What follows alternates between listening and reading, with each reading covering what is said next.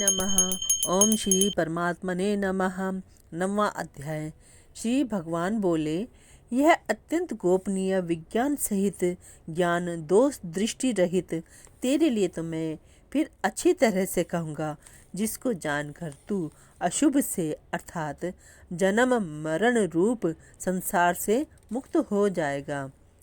यह विज्ञान सहित ज्ञान अर्थात समग्र रूप संपूर्ण विद्याओं का राजा और संपूर्ण गोपनीयों का राजा है। यह अति पवित्र तथा अति श्रेष्ठ है और इसका फल भी प्रत्यक्ष है। यह धर्ममय है, अविनाशी है और करने में बहुत सुगम है, अर्थात इसको प्राप्त करना बहुत सुगम है। हे परंतप, इस धर्म की महिमा पर श्रद्धा न रखने वाले मनुष्य मुझे प्राप्त न होकर मृत्यु रूप संसार के मार्ग में लौटते रहते हैं, अर्थात बार बार जन्मते मरते रहते हैं। यह सब संसार मेरे निराकार स्वरूप से व्याप्त है। संपूर्ण प्राणी मुझ में स्थित हैं, परंतु मैं उनमें स्थित नहीं हूँ तथा वे प्राणी भी मुझ में स्थित नहीं है।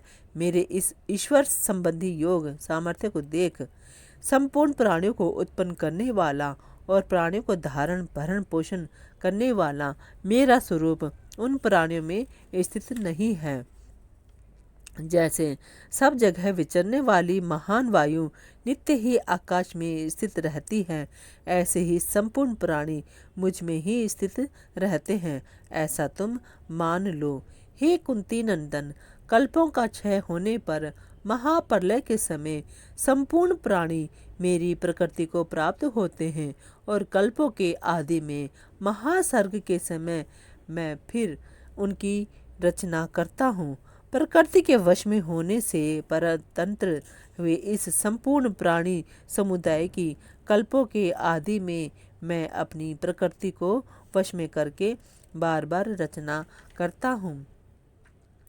हे धनंजय, उन सृष्टि रचना आदि कर्मों में अनासक्त और उदासीन की तरह रहते हुए मुझे वे कर्म नहीं बांधते।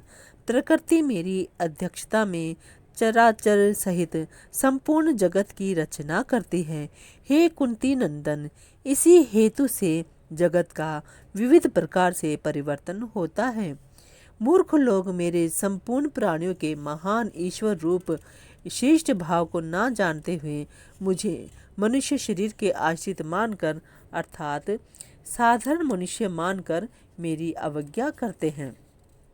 जो आसुरी राक्षसी और मोहिनी प्रकृति का ही आश्रय लेते हैं, ऐसे अविवेकी मनुष्यों की सब आशाएं व्यर्थ होती हैं, सब शुभ कर्म व्यर्थ होते हैं और सब ज्ञान व्यर्थ होते हैं, अर्थात उनकी आशाएं कर्म और ज्ञान समझ सत्फल देने वाले नहीं होते।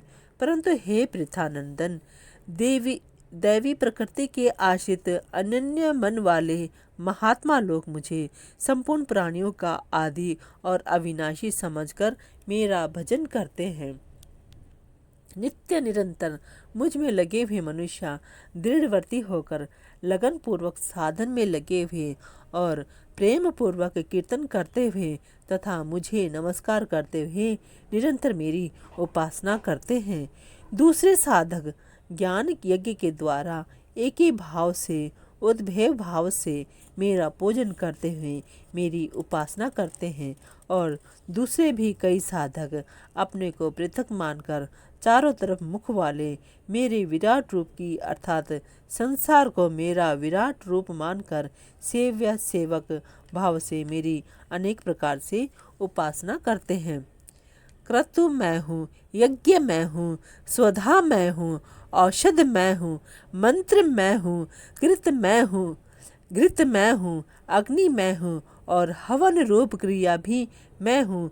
जानने योग्य पवित्र ओमकार, ऋग्वेद, सामवेद और यजुर्वेद भी मैं ही हूँ।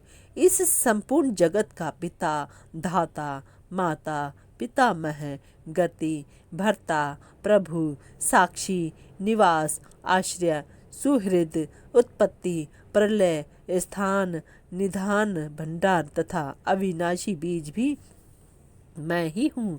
हे अर्जुन, संसार के हित के लिए मैं ही सूर्य से तपता हूँ, मैं ही जल को ग्रहण करता हूँ और फिर उस जल को मैं ही वर्षा रूप से बरसा देता हूँ। और तो क्या कहूँ, अमृत और मृत्यु तथा सत और असत भी मैं ही हूँ। तीनों वेदों में कहे हुए सकाम अनुष्ठान को करने वाले और सोम रस को पीने वाले जो पाप रहित मनुष्य यज्ञों के द्वारा इंद्र रूप से मेरा पूजन करके स्वर्ग प्राप्ति की प्रार्थना करते हैं, वे पुण्यों के फल स्वरूप पवित्र इंद्र लोक को प्राप्त करके वहाँ स्वर्ग के देवताओं के दिव्य भोगों को भोगते हैं। वे उस विशाल स्वर्गलोक के भोगों को भोग कर पुण्य क्षीण होने पर मृत्यु लोक में आ जाते हैं। इस प्रकार तीनों वेदों में कहे हुए सकाम धर्म का आश्रय लिए हुए भोगों की कामना करने वाले मनुष्य आवागमन को प्राप्त होते हैं। जो अनन्य भक्त मेरा चिंतन करते हुए मेरी भली भांति उपासना करते हैं, मुझ में निरंतर लगे हुए उन भक्तों का योगक्षेम, अप्राप्ति की प्राप्ति और प्राप्ति की रक्षा मैं वहन करता हूँ। हे कुंती नंदन, जो भी भक्त मनुष्य श्रद्धा पूर्वक अन्य देवताओं का पूजन करते हैं, वे भी मेरा ही पूजन करते हैं, पर करते हैं अविधि पूर्वक, अर्थात देवताओं को मुझसे अलग मानते हैं। क्योंकि संपूर्ण यज्ञों का भोक्ता और स्वामी भी मैं ही हूँ, परंतु वे मुझे तत्व से नहीं जानते, इसी से उनका पतन होता है। सकाम भाव से देवताओं का पूजन करने वाले शरीर छोड़ने पर देवताओं को प्राप्त होते हैं। पितरों का पूजन करने वाले पितरों को प्राप्त होते हैं। भूत प्रेतों का पूजन करने वाले भूत प्रेतों को प्राप्त होते हैं, परंतु मेरा पूजन करने वाले मुझे ही प्राप्त होते हैं। जो भक्त पत्र, पुष्प, फल, जल आदि यथासाध्य एवं अनायास प्राप्त वस्तु को प्रेम पूर्वक मेरे अर्पण करता है, उस मुझ में तल्लीन हुए अंतःकरण वाले भक्त के द्वारा प्रेम पूर्वक दिए हुए उपहार भेंट को मैं खा लेता हूँ, अर्थात स्वीकार कर लेता हूँ।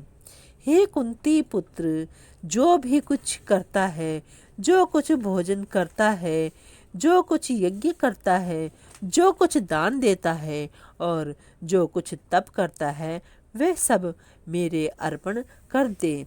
इस प्रकार मेरे अर्पण करने से कर्म बंधन से और शुभ विहित और अशुभ निषिद्ध संपूर्ण कर्मों के फलों से तू मुक्त हो जाएगा।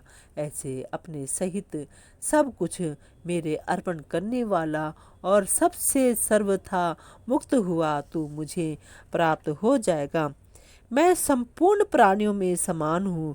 उन प्राणियों में ना तो कोई मेरा द्वेषी है, ना कोई प्रिय है, परंतु जो प्रेम पूर्वक मेरा भजन करते हैं वे मुझ में हैं और मैं भी उनमें हूँ। अगर कोई दुराचारी से भी दुराचारी अनन्य भक्त होकर मेरा भजन करता है तो उसको साधु ही मानना चाहिए, कारण कि उसने निश्चय बहुत अच्छी तरह कर लिया है। वह तत्काल उसी क्षण धर्मात्मा हो जाता है और निरंतर रहने वाली शांति को प्राप्त हो जाता है। हे कुंती नंदन, मेरे भक्त का पतन नहीं होता, ऐसी तुम प्रतिज्ञा करो। हे पृथा नंदन, जो भी जो पाप योनि वाले हों तथा जो भी स्त्रियां वैश्या और शूद्र हों, वे भी सर्वथा मेरे शरण होकर निसंदेह परम गति को प्राप्त हो जाते हैं। जो पवित्र आचरण करने वाले ब्राह्मण और ऋषि स्वरूप क्षत्रिय भगवान के भक्त हों, वे परम गति को प्राप्त हो जाएं, इसमें तो कहना ही क्या है। इसलिए इस अनित्य और सुख रहित शरीर को प्राप्त करके तू मेरा भजन कर, तू मेरा भक्त हो जा, मुझ में मन वाला हो जा, मेरा पूजन करने वाला हो जा और मुझे नमस्कार कर। इस प्रकार अपने आप को मेरे साथ लगा कर मेरे परायण हुआ, तू मुझे ही प्राप्त होगा।